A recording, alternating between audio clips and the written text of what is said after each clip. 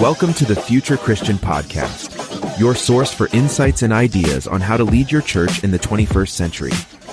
At the Future Christian Podcast, we talk to pastors, authors, and other faith leaders for helpful advice and practical wisdom to help you and your community of faith walk boldly into the future.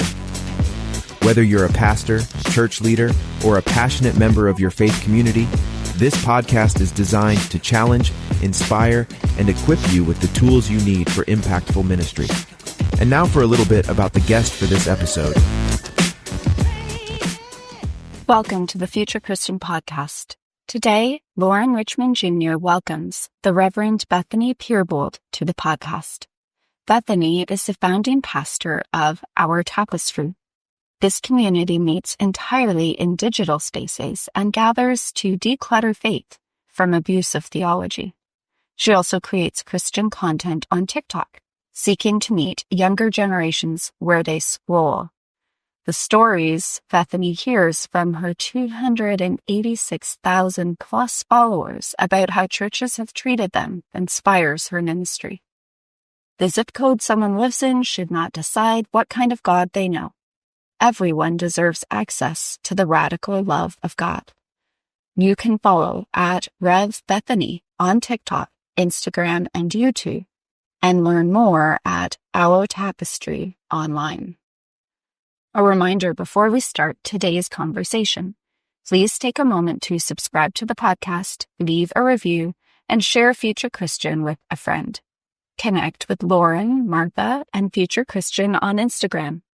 Shoot us an email at loren@resonatemediapro.com with comments, questions, or ideas for future episodes. We appreciate your voice in how we faithfully discern the future of the church.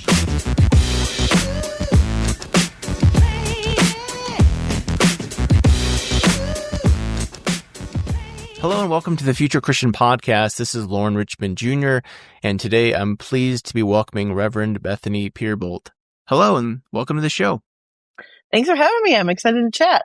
Yeah, thank you. Thanks for being here. Anything else you want our listeners to know about you? You know, with the internet, everything they need to know is out there. So follow me on any of the social medias. With the ban happening, I'm literally everywhere now. So just trying to figure out where the next step is. And just follow me and check me out, see what I'm all about. Okay, we'll get to that. We'll get to the ban here coming up. So I want to hear your insights there, your thoughts. Share, if you would, just come about your faith background and your faith journey, what that looks like today. Yeah, so I grew up in Missouri Synod Lutheran, so a conservative church. Went to college, was planning on not going to church anymore because it really wasn't something, whatever. But it was a space I knew I could find friends that had the same values. And there was a church that had a 7 p.m. on Sunday. They'd pick me up from the dorm and give me dinner. And the dorms didn't have dinner on Sundays. Mm-hmm. So I was like, okay, I guess I'll keep going to church if they're going to feed me and pick me up and whatever. And an amazing pastor, Pastor David Dressel, just kind of understood students and showed me like what a pastor can be, gave me leadership roles. And when I went back home, I was leading youth group because I loved having a peer group, and fell in love with teaching scripture. And so I found a PCUSA church and was their youth person. Met my first female pastor when I was 24 and went to seminary. She was like, you should do this full time. And I was like, okay. So it's just kind of been following like the next couple of steps that the Spirit has put me on. That's awesome. That's awesome. A really good pastor really is so helpful, right? For formation and growth and encouragement and yeah, awesome. What are some spiritual practices, one or more you're willing to share you find meaningful? Yeah. So I just moved. I used to do this thing where when it rained, I have this like metallic drum. They call it, I think, up like a panda drum. It's got different notes on it, and put it out in the rain and like just let the rain play music. But now I don't have a patio, so that one's kind of gone away. I do try to like, just when I notice something, like stay in that awe moment a little bit longer. The normal reading scripture and praying and those kinds of things happen. I love labyrinths, like prayer labyrinths. I have a couple like finger labyrinths and things that I can trace, but then downtown Denver here, there's a couple of churches that have labyrinths that you can go in and walk as well. So I'm not someone who likes to sit still. So when I discovered prayer labyrinths, I was like, oh my gosh, this is amazing. I can move and pray at the same time. This is awesome. So yeah, just a couple of those things. I like to play around with new things and see what happens. Any way that I can open up a communication channel with the Spirit. I take my dreams pretty seriously. And try to think about, what was I feeling last night? What was I trying to get in touch with? What was the Spirit trying to tell me in my dreams? So all those kinds of things kind of play into how I stay connected. That's interesting. If I can ask follow up about your dreams, because again, in scripture, we see a lot of value being placed in dreams from obviously Joseph. Did Mary have a dream? I can't remember, right? We've got Joseph and Mary, and then Joseph Old Testament. We've Old got Testament Joseph, obviously. Yeah, I think dreams. I've always been. I dream every night, and in college, I did this whole learn how to lucid dream thing, and there used to be a certification. I forget what seminary it is. Of DreamWorks, but I think they've just made it a PhD program. And I'm like, I've never wanted to get a PhD, but I would love to get a PhD in DreamWorks, and the way that God speaks to us through our dreams. For me, it's mostly it's not necessarily the stuff that is happening. It's the emotional journey that I'm on. When I was moving here, I would have a lot of dreams about not being able to pack up my luggage fast enough to get the plane. And I would have it over and over and over again. And I was like, what is going on here? And I just realized that there's a lot of stuff that I was worried about that I can't pack up. The friends, the, relationships, the things that I'm going to have to leave in Michigan when I move to Colorado. And, just realizing okay, the Spirit's asking me to take stock of these other things that I can't put into a box so that I make sure I'm maintaining these relationships. And I wasn't doing that at the time. I was just kind of let's go. So it was nice to okay, we need to spend some time thinking about these things. Yeah, that's interesting. I'm reminded when I was out of high school, I used to have the same themed dream again and again about being on the high school basketball team, and always the recurring theme was I never quite made it back to an event or a game, and I finally realized I guess I miss being on the high school basketball team and hanging out with the guys and stuff. Yeah. So it's interesting. It is really interesting. Yeah. Let's talk about what we're here to talk about, and that is you as what even title do I give you then? I've seen some articles, TikTok pastor or social media pastor. How do you identify yourself? This has definitely been a journey of just accepting things that the titles I wouldn't normally So TikTok pastor, absolutely. I have learned that I need to own that. Social media evangelist, public theologian, those kinds of things that I would never evangelism. I don't want to get into that. That's a gross word, but that's exactly what I do. I am evangelizing for the progressive Christian theology out there. So yeah, TikTok pastors is good. It's remarkable to think how many people would claim me as their pastor. 280,000 followers. But I would say a good chunk of them, reach out to me when they have a spiritual question or something going on in their life. And so it's yeah, I have to accept I am their pastor. Wow. That is interesting. Okay, so let's kind of get into the history. We're going to talk a little bit about philosophy and, hopefully get some practical things too. But let's start. How did you start getting into using TikTok and social media for ministry? What kind of inspired you to want to use this as a theological or, like you said, evangelism platform? Yeah, it was COVID. It's September of 2020. We had been in and out of lockdowns, and I was a youth pastor at the time. So I was making some videos just to send out to them. But I started making those videos because when I was making the phone calls, family started being like, wow, we're talking a lot about hell around the dinner table. And I was like, okay. Talking to kids and them being like, do you think I'm a lukewarm Christian? I'm like, that is not a term you're hearing from our stuff. Like, where are you getting that? And it was TikTok. And I'd been on TikTok, but the algorithm is pretty good. And it knew like, I didn't want to hear that like Theo bro crying video. Like it never sent me those. So I asked the kids to start sending them to me and I made responses. From that, you know, I have always kind of been someone who can translate biblical things into like the language of someone else.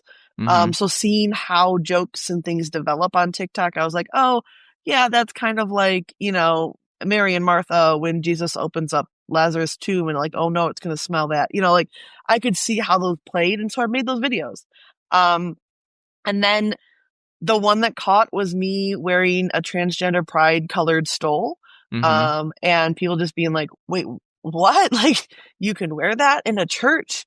You can be a female pastor, even that, like we've been doing that for over 60 years. And even that was shocking to people. You can say Black Lives Matter, you know, you can talk about, you know, reproductive rights and you're not going to get in trouble. Like, no, this is all things that my denomination has already made statements on. And so from that, people were like, oh, wow, I didn't know that this theology was out there. And that is just like, okay, well, I can reach you. Like you're in these zip codes that I call them theological deserts. They only have one kind of theology in all the churches around them. So like I can reach you out there. So let's start making content. Let's start talking. Let's start doing Bible studies on Zoom and all that kind of stuff. It just kind of grew from there. Now, as I understand it, that's really formalized into something more official, right?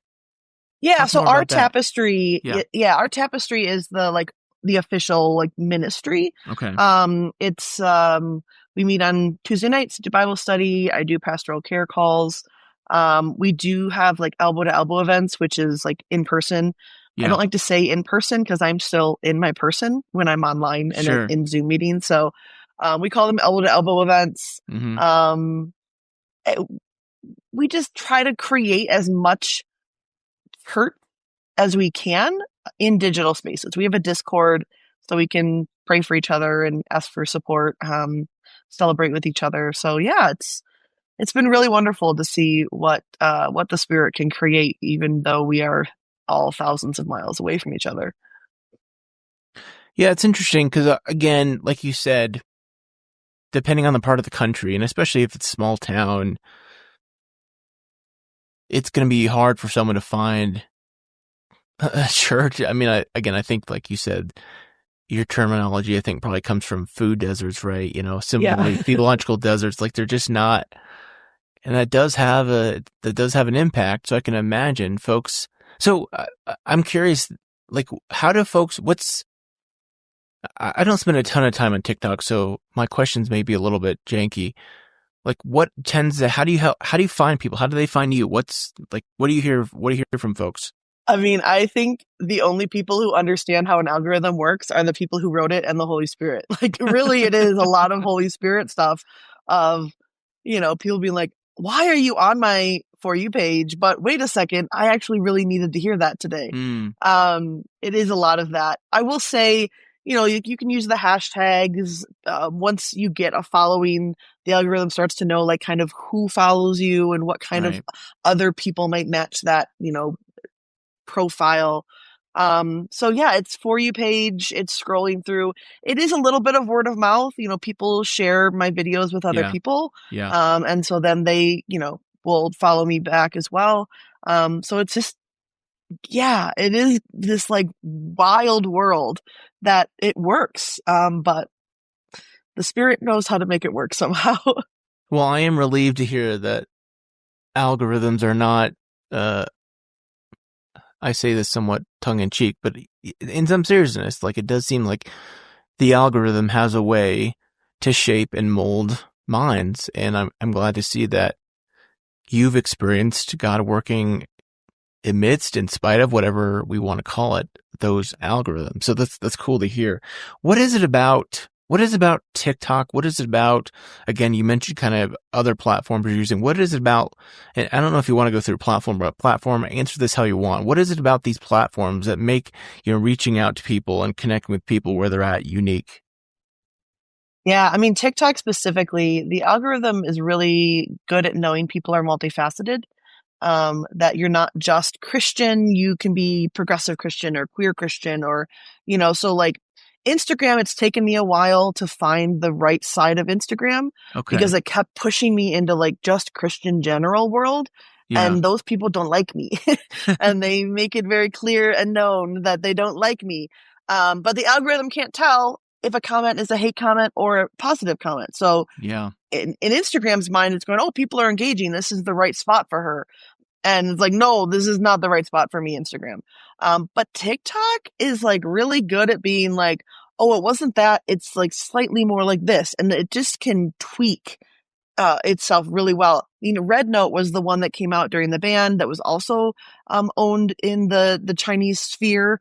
And again, like in a week, I got 200 followers. There's just something about the way they've written this algorithm over there that they understand that people are not just one type of thing. They are many things. And they might be a different thing when they get on next week. Like they can really shift gears really quickly in their algorithm. So it is something that I hope we can find a way for everyone to get along so that we can keep it. Because social media is one of those things, like when you can scroll through, see other people's lives, see some joyful things, like it can be like a drug, right? Like it takes you completely out of your world, takes the edge off of whatever happened to you that day. And I think it should be used like we think about drugs, like in these smaller portions. It's a really great place. Yes, it's going to assume who you are. And so you can be intentional about, hey, I haven't seen anything from a Black creator. Let me go and search for that so that it doesn't put you into these pigeonholed corners. So there is a way to be really intentional with the people that you're following and the way that you're scrolling, to kind of take the advantages and the disadvantages, leave them, off to the side. Okay, let me ask a quick question then, just like, because you mentioned Red Note, and I was like, I don't know what the heck she's talking about. But then I was just remembering, like I looked at my TikTok last night, hadn't looked in a while, and had a couple requests to follow me on Lemonade. What the heck is that a thing then? What is that? So with the like looming ban, what's happening? Lemonade is an American app that creators are trying to go over to. There's one called Fanbase that's supposed to pull all of your fans and all of your material. I've deleted that one. It wasn't working. Red Note is another Chinese one. Like it's all in Mandarin. Like I might have signed up for the Chinese army. Like it was in Mandarin when I said, yes, I accept these terms. Gonna get drafted.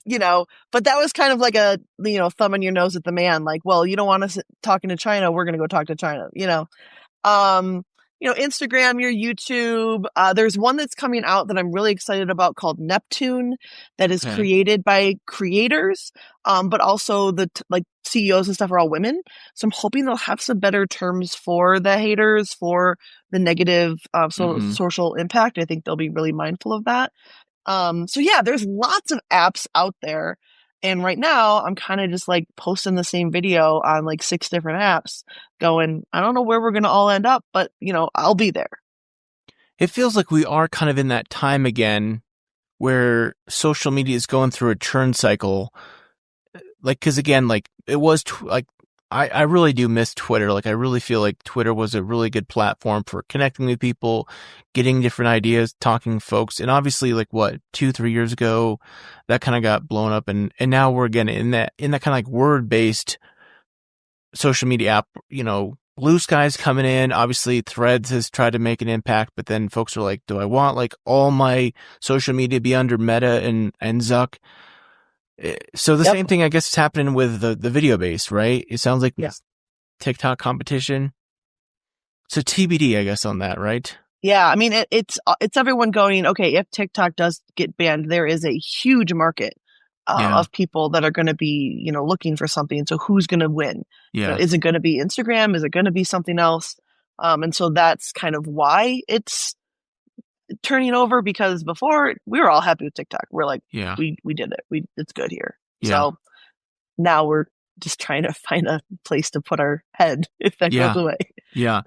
So I want to talk about some of the things you've kind of mentioned here offhand. Just obviously social media has been criticized for amplifying extreme voices, creating echo chambers. I mean, you kind of mentioned it, that in some algorithms, like they don't care if it's a like or a hate comment, like it raises profiles. And I think, again, I'm going to kind of devil's advocate here. Like that's kind of one of my hangups about social media is like someone can really just put anything out there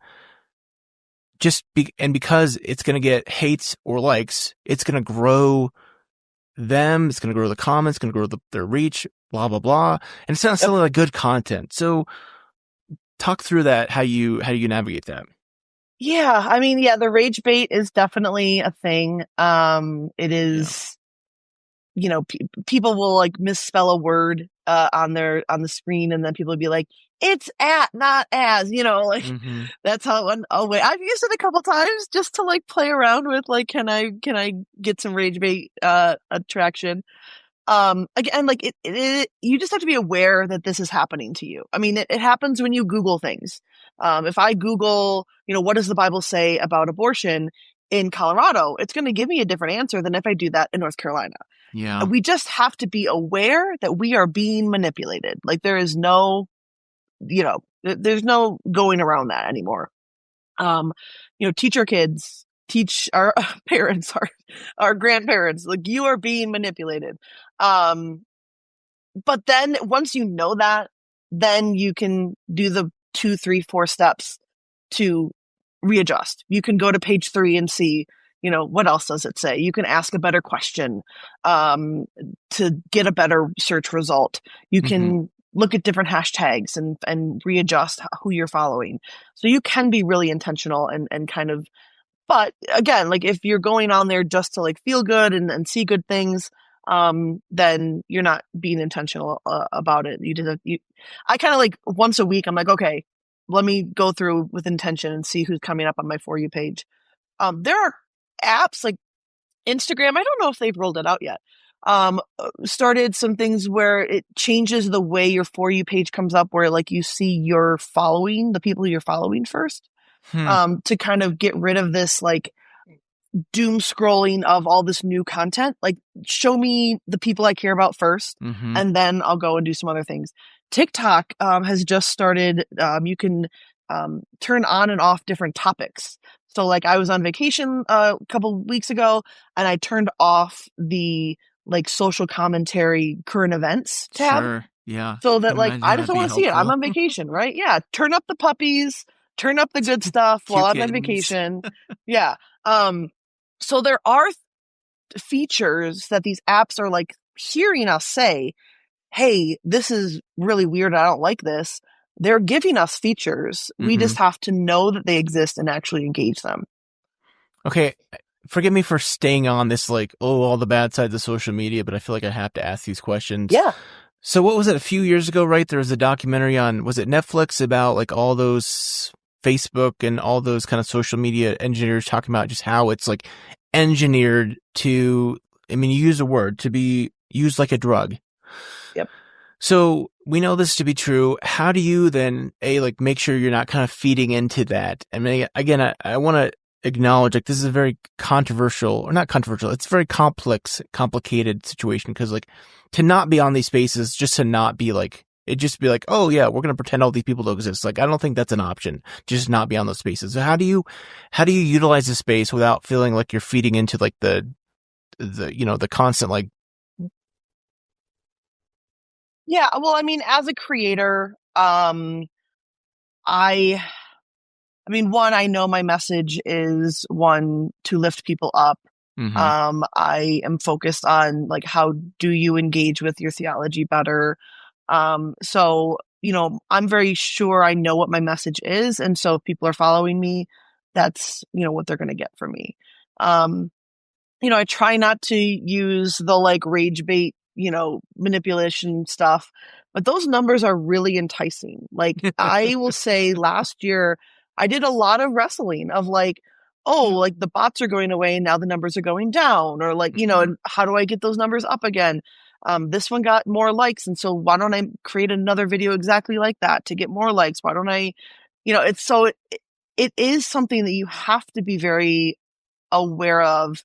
And as a creator, now that this is my job, I have that ability. But I can see, teenagers who are just kind of posting things here and there, how it can be really hurtful and harmful to them to be like, oh, I need to get more likes. I need to get more comments. Yeah.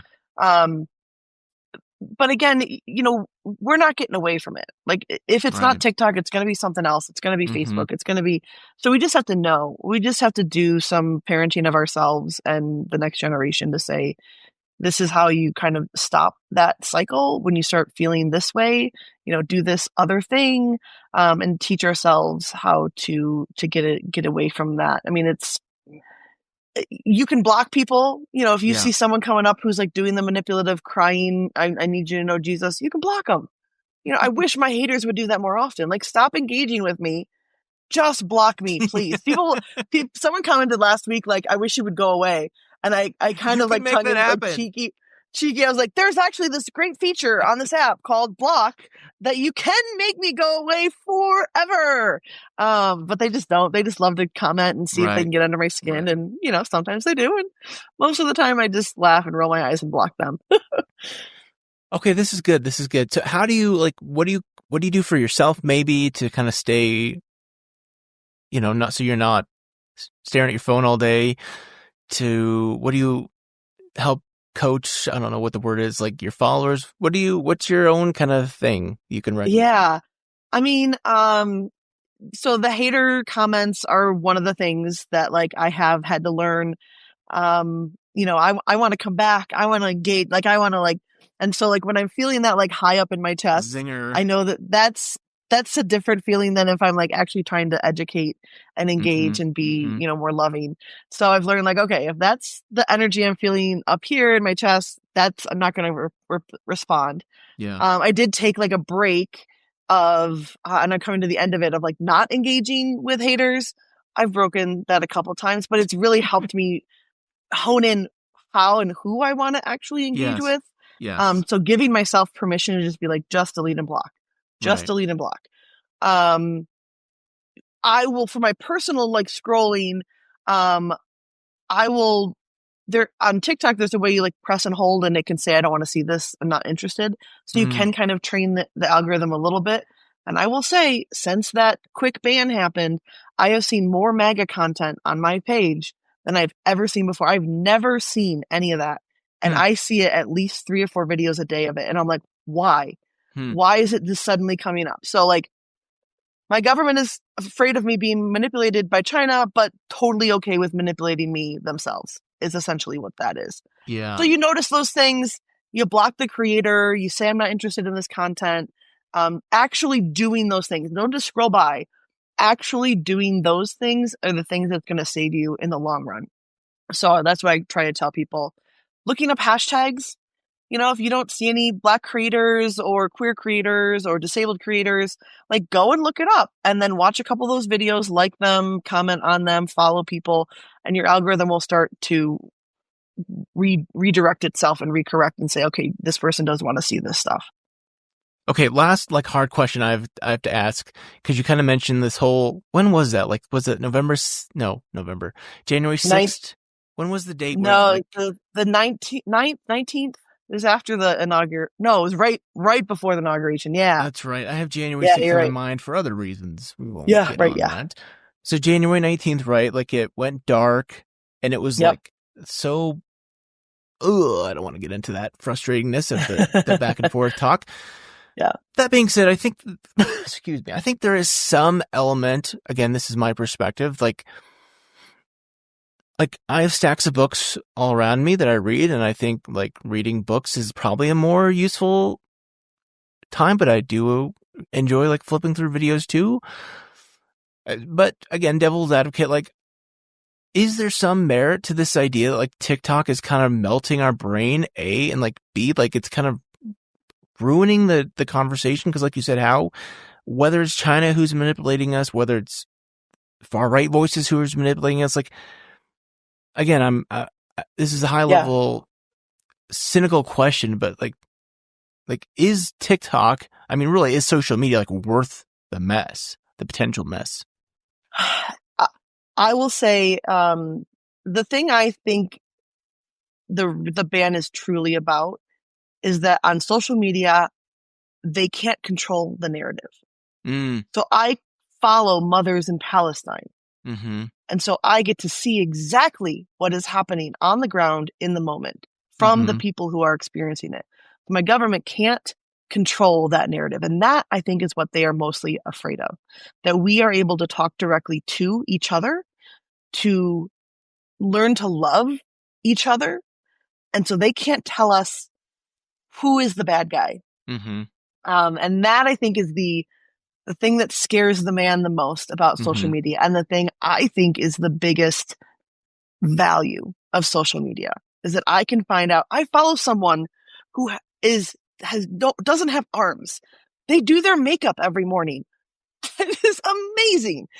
So now when I see someone who doesn't have arms, I'm not going to think, oh, they're not able to A, B, or C. I know that they probably can, and probably better than I can. So it's a very amazing social teaching tool. I know more about transgender surgery because there's someone out there who is willing to answer the questions that I would never ask any of my trans friends because it is an inappropriate question to ask. But I can hear the answer from someone who is willing to be a teacher for their experience. And that's what I think social media, why we need it. And put humans in any kind of space, we will screw it up. True. This is true. It will be a hellhole because humans just love to make spaces hellholes. But if we can focus on why it is important for us to be social and be together, social media just amplifies that. I'm appreciating that last point you made about human nature. I mean, certainly in Christian teaching, we have language, we have theological language around that. We can dispute or we can debate like the finer elements of the sin nature or the sin element of humanity. But I think that's an important point, like that I think is not talked about enough. I'm thinking of past guests who have made this point. Like, again, I'm thinking Ted Smith, Alicia Kaufman, who've kind of made this point, like humans are going to human whatever context we're in. So I think I'm glad you made that point. So I'll kind of back off these hard-hitting questions here and throw you a break here. So this is kind of, I think you kind of might have addressed this point, but let's just go to this just for specifically. What are the biggest misconceptions that folks have? So like, again, correct me if I'm wrong, but you're working in the Peace USA space primarily, right? Or at least that's your church tradition. What are like folks being like, when you're at a clergy gathering or you're in like a official church thing where there's clergy and there's lay folks, what are people like, oh, here's Reverend Bethany, like TikTok pastor. What are the biggest misconceptions that folks are giving you? Yeah. I mean, I do think, talking about it as evangelism has helped a lot, in that kind of idea of like, why do we do this? I just wrote an article for Presbyterian Outlook magazine about like the need for public theology. And I think that has helped. But yeah, when I wrote the first grants, it was like, okay, cool. And then when are you going to actually start a church? And I'm like, hold on. We are actually a church. We do Bible study. We have worship times. We're not worshiping Sunday at 10 a.m. But we have a Discord where someone comes in and goes, my nephew was murdered just now. Well, then we're all gathering together right then and there in that space, sending prayers and talking with them and checking in on them. Like that is worship. That is us being together. Being the body of Christ. So, it happens in different ways. I think, a lot of misconception. I love when like the older clergy will like come up to me and be like, oh, but TikTok's just a bunch of half naked dancing girls. And I was like, oh, you just told on yourself, because that means that those are the videos you're watching all the way to the end. Like you don't have to engage or like or comment, but if you watch a video to the end, that algorithm knows you like it. And so it's going to send you another one. And so, you just told on yourself on what you're doing with your social media content. So like people think like, oh, the algorithm's racist. Well, it's the people that use the algorithm to tell it what to do. And so it's probably the people that are racist. Mm-hmm. So just like some of those misconceptions about the space that I'm using. Yeah. Is it a real ministry? Am I a real pastor? All that kind of stuff. I mean, that's why I'm really glad that I initially went with the name Rev Bethany Mm-hmm. and not something else, because I'm like, I am a reverend. I have that title. And it's been important for people to see like a pastor saying these things, saying God loves you. Right. So I think people just don't understand the impact. Is this the end goal? What is the end goal? This is the end goal. Like the end goal is that more people know God loves them. And that's what I do every day.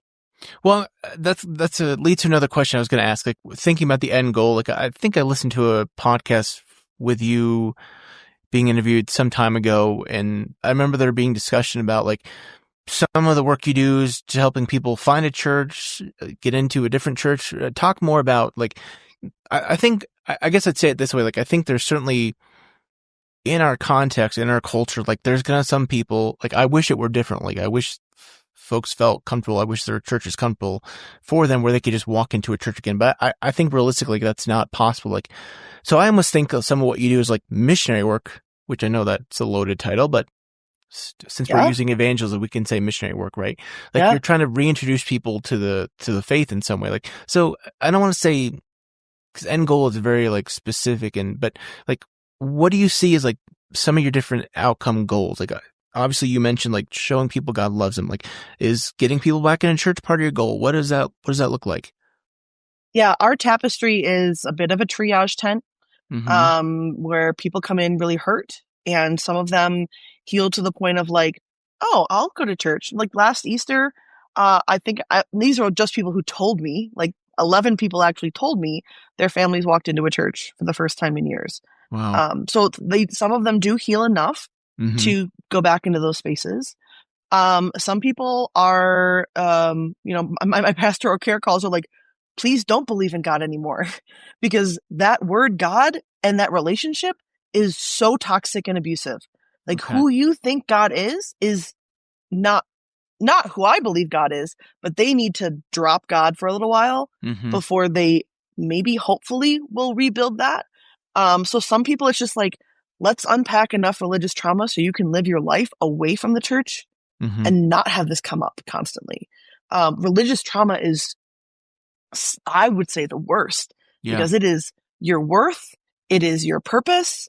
It is the quintessential, why do I exist and why do, that permeates everything about you. Yeah. Like I've got people who can't drive over bridges because the idea of bridging over to the next life is terrifying to them because they think they're going to hell. Like it really gets in there. So religious trauma, if people can just drop a little bit of that with me and then move on, great. But I mean, I talk a lot about decluttering faith. We've got this whole deconstruction thing. I think that word's being used in ways now that I don't like. So I talk about decluttering.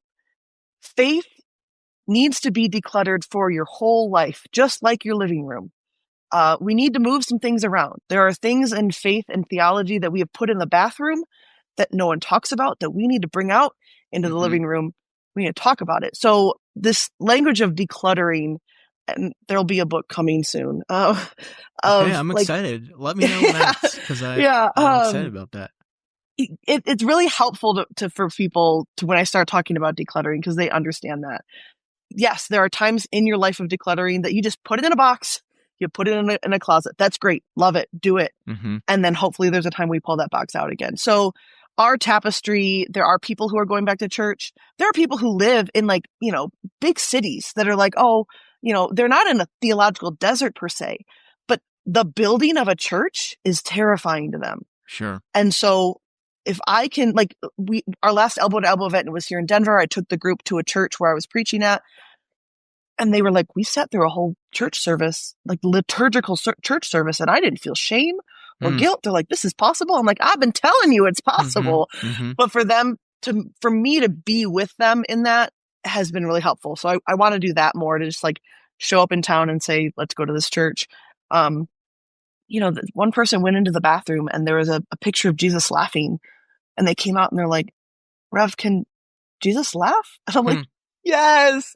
But they came from the space where Jesus was always very stoic and, sad or, teaching. And like, it didn't dawn on them that Jesus laughs. And that, just seeing that picture, but they weren't going to walk in that building unless I was with them. Yeah. And we had already done work for them to be like, okay, let's give it a chance. So that's what our tapestry, and some people I think will probably just stay with our tapestry for a long time. Like, it's just not, they're not going to go back into another kind of Christian space, which is also totally fine. I'm so intrigued.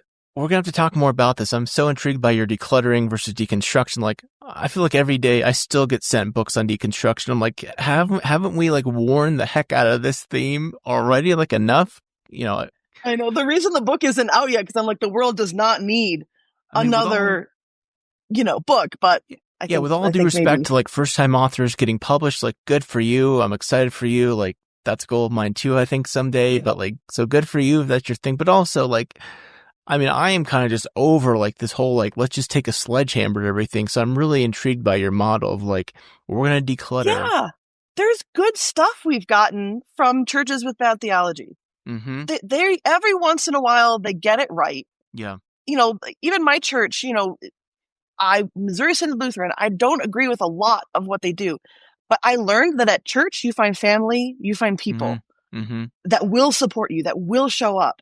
That's a beautiful, I don't want to deconstruct that. Right. That's right. That's correct. I don't need to do anything with that. But there are things around it that I need to get rid of. Okay, well, TBD, folks. TBD on that. Okay, one more question here before we take a break. This is kind of broad, so again, answer this how you want, but how do you think you being a TikTok pastor, you being a social media pastor, how is that, like, what are some ways you'd be like, oh my goodness, I didn't see that coming, or this is really, my perspective has really changed? Share a couple of those. I mean, the biggest thing is, like, progressive Christians, we need to realize the voice on the other side is so loud and so hurtful. One of the things that, like, I really need to push within my own community is, like, leave a kind comment. You may think, oh, this creator gets all sorts of good stuff. The kind comments, the smiley faces mean the world to me, because I might have another video that is going viral on a side of TikTok that I don't want to be on. And like 2 weeks ago, I blocked 300 people on Instagram. Holy smokes. 300 people in 1 week. They were all Christian. Every single one of their bios had Jesus is King or some Bible verse. So, like, our Christian siblings are really screwing this up for us. Like, we can lament the church is dying, but there's a lot of the church that needs to die. And so we need to be louder. We need to be more supportive of those voices that are giving out a gospel of truth. That is one thing that drives me nuts. But I have solidified, I mean, it's always a work in progress, but I am pretty good with my body image now, because the haters have tried to come at me with every single thing. They have never mentioned the two things I would say are like my biggest flaws. They've never mentioned them. They'll say things like, oh, nice wig. I'm like, wigs are perfect. Thank you. What are you talking about? Or they'll like say something. I'm like, that is just the most ridiculous thing. That is not how my body looks. So to know that, like, the people who are actively trying to hurt me haven't noticed the flaws that I look at when I look in the mirror is like, okay, Bethany, you are meaner to yourself than the meanest troll on the internet. Stop it. So they have taught me a lot of things that I have, for my self-confidence. I worked in youth ministry and I thought I knew what online bullying was. I can't imagine if I got these comments from people who I actually knew. Wow. Like, we really need to be much more active with how we're dealing with bullying, which is why I'm excited about Neptune, because I think they're going to have some cool controls on there to help with, like, internet bullying. There was something else. Say the question again, because there was something I was going to go down a not so negative route as well. No, I think, so I think you shared some, like, ways that it's been negative, but what are some positive, like, view changing things or perspectives that have shifted positively? Yeah. As a pastor, there are things you think about in seminary that your people are going to ask you about. The internet is where people actually ask them. What version should I be reading, Pastor? What does the Bible, like, when you're in person and looking eye to eye with your pastor, you don't want to admit what you don't know, kind of thing. Right. I had a youth who had been in my youth group for years, did confirmation with me, never asked me a single question. They're not that person. After maybe a month making videos on TikTok, they asked me a question. They asked me a really good question. They said, why does the church have a bad relationship with sex? Like, what? So the anonymity is a blessing and a curse. Yeah. The anonymity allows people to ask you those questions and to open up and to be vulnerable in ways that they're not going to be in the pews, in the Bible study, in, online and looking you eye to eye. So those things have been really wonderful for me to actually hear what people are still hung up on. And then the other great thing is people still need the gospel. Yeah. Just general basic gospel. It still works. And that has been an amazing thing for me as a pastor to be like, you don't have to say anything creative in a sermon. You don't have to say anything remarkable. Just tell people about the gospel and what Jesus is. And that is, they still need it. They still need it. And that's been really great. Okay, I told you the last question, but let me ask one more quick one. So you're mentioning Neptune. We talked about Lemonade. Again, we've talked about how this is kind of a transition time in social media. For me, I feel like constantly chasing after these platforms is just like exhausting because I'm like, I gotta create one for myself. I gotta make one for Future Christian, blah, blah, blah. Like, what are I feel like Instagram is here to stay. Obviously, Facebook feels pretty solid. Who knows? What do you think? What are the one or two folks I would say where you are scrolling, invest their time in? Yeah, where you are scrolling is where you start. Okay. Because you know the culture, like missionary work. I knew the culture of TikTok. I knew the language. And then I started preaching in that culture. If you're a Twitter person, if you're, a Blue Sky person, start there. Okay. Really, it's this whole idea of like, go to the people, go to where they are. If you enjoy that platform, then you're going to know why other people enjoy it. So you're going to create content that you would enjoy and they will enjoy. So people will find you. So for churches and pastors, then it's not necessarily like we need to be on every platform. It's like one or two we feel like please we can don't engage be with on well. every platform. Okay. You will destroy yourself. Yeah. All right. Well, let's take a break. And again, what's the handle then? I usually ask folks to title the book. So I guess we need to say like, Bethany, what's your handle for folks to find you? It's Rev Bethany everywhere. I've been very lucky that someone else hasn't gotten on there. Some platforms there's like a pure, REV period Bethany. But if you put in Rev Bethany, it'll come up. And I think my picture everywhere is either me with the transgender stole on or me doing the Macarena in my collar. So you'll know it's me. All right, let's take a quick break. Okay, we're back with Reverend Bethany Peerbolte. Thank you for your time. I've really enjoyed the conversation. I learned a lot here about Neptune and Lemonade and all that. All right, closing questions. You're welcome to take these as seriously or not as you'd like to. Pope for a day. Or maybe, I feel like I need to tweak these then. If the Pope had a TikTok account, what would or should the Pope be TikToking? Yeah.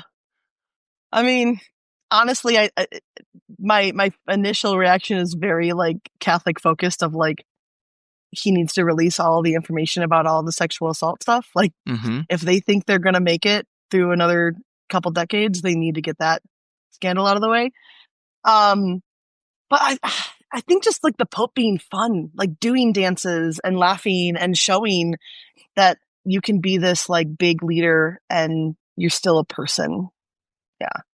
Okay, that's good. That was a good answer because I usually tell folks you can take it seriously or not. So you did both. That's good. I did both. I will do that's both. Good. Yeah. Okay, I'm going to kind of just like run with these and make these TikTok social media themed. what theologian or historical Christian figure would be the best follow? Again, you can do it just in general, per platform. What do you think? Mr. Rogers. Okay. If I get to heaven and he's there and he says that he's proud of me, like, he is definitely one of the ones that I think about, because he was definitely a trailblazer in that like technology world and getting in front of people. And like, if he had social media, he could really, really help some people. So Fred Rogers, I wish he could have been around for this. Okay, I feel like that's cheating, because that's like the answer all PCUSA folks say. So it is. It really is. Give me another. Like, would like Paul? I feel like he'd just crush it on like Twitter or some kind of like blue sky type text based thing. I feel like Teresa of Avila would be like really depressing on any kind of video platform. Yeah. Any other thoughts? Man. I don't know. Maybe like a Marcus Borg, just like blowing stuff up and saying outrageous things. And okay, he would get, I think he would love all the haters that would come into his comments and be like, miracles are real, and all that kind of stuff. He would be fun. I mean, okay, I'm a big Marcus Borg fan. I think he did allow, in one of his books, didn't he kind of allow for miracles? My like always thought about him is always just like, he believes there are miracles, but they're not like these like paranormal like things. Like, sure. Like the feeding the 5,000 is like, it is a human miracle that everybody there either ate or passed along the food that they were planning to eat, to someone else. That is a human miracle for sure. Sure. But yeah, I mean, I wish I could sit down with him and go through every single miracle and be like, okay, what about this one? Okay, but what about this one? Well, that's good. I have strong emotional connection, because that was like, his book was like kind of my branch or bridge, whatever we want to use to find a more fuller, inclusive faith. Yeah, he's one of those like declutter. He's coming to the table and just like knocking everything off and being like, okay, now what are we putting back on the table? Yeah. Okay. What do you think? Again, I'm trying to think about these questions from a social media TikTok perspective. Like, if you had to guess, like which social media platforms will exist in 5 to 10 years? And then, what do you think? B, like, what do you think, like, how will history remember social media platforms? I mean, Instagram is pretty proven that it can change with the times. YouTube is not going anywhere fast. I think Facebook is there until the Xers are gone. So, okay. I think that's going to really die away. I don't know what's going to happen with these like short form. I do think it could be an Instagram Reels takes over. Especially because it can, go to different platforms, go to all these different, threads and Facebook and whatever. That's a really easy place for a creator to be and then kind of branch out. So I think those are going to be there. I think TikTok's here to stay. I mean, I think it might change once capitalism gets in there. The ads are going to be even worse, that kind of thing. But I think it's proven that it's beloved enough that it's going to be really hard to get rid of it for sure. How will this moment be remembered? I really hope it will be a testament to the power of the people's voice when the government gets scared or wants to do something, to limit that the people are going to, we might joke about it, we might share memes about it, but we're going to talk about it. We're not going to let them just, try to get rid of something without any evidence, which I think is the biggest problem in the TikTok ban case, that the government was able to redact so much. And even the lawyers of TikTok didn't get to see those, like to say it's top secret and say like, just trust us. This isn't good. Like, that's not how we do this. It could be that is remembered because it does go away, because we do have this season of, authoritarianism. But I'm I am still confident in the American system that we will eventually get back to like, okay, that's not what we do. Let's pull it back again. It's a great question, right? It's a great question of how much should the government be, keeping us safe from foreign governments on these devices. And there are things that they know that I don't know.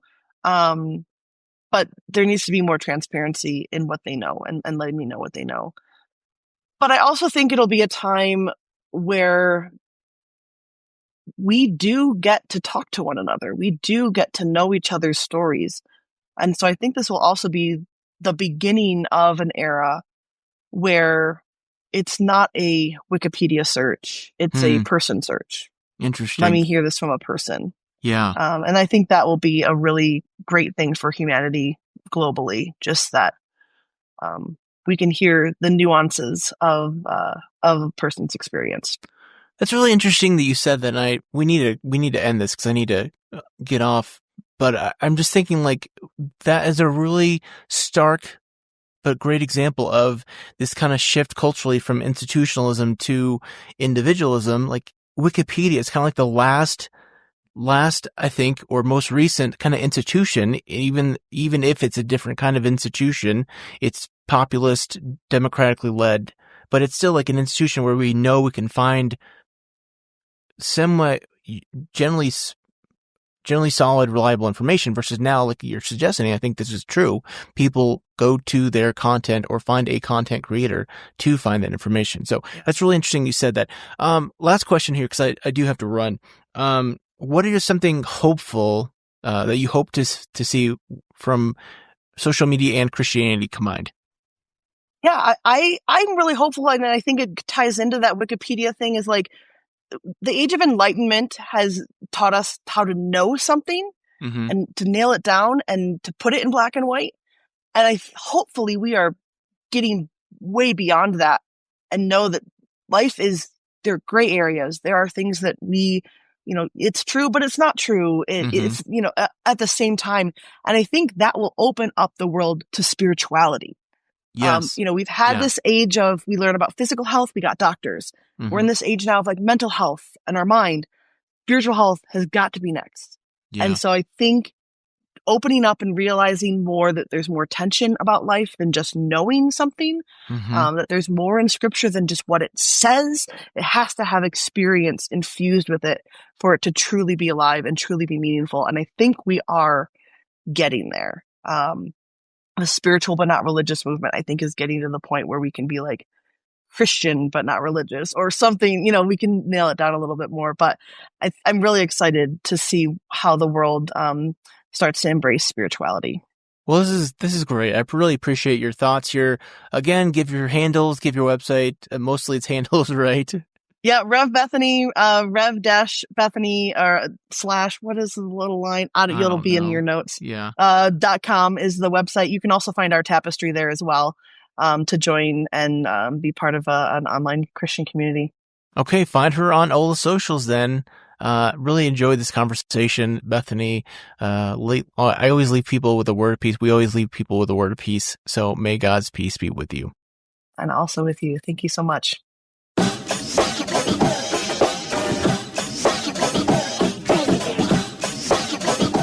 Thanks for joining us on the Future Christian Podcast. The Future Christian Podcast is produced by Resonate Media. We love to hear from our listeners with questions, comments, and ideas for future episodes. Visit our website at future-christian.com and find the Connect with Us form at the bottom of the page to get in touch with Martha or Loren. But before you go, do us a favor. Subscribe to the pod to leave a review. It really helps us get this out to more people. Thanks, and go in peace.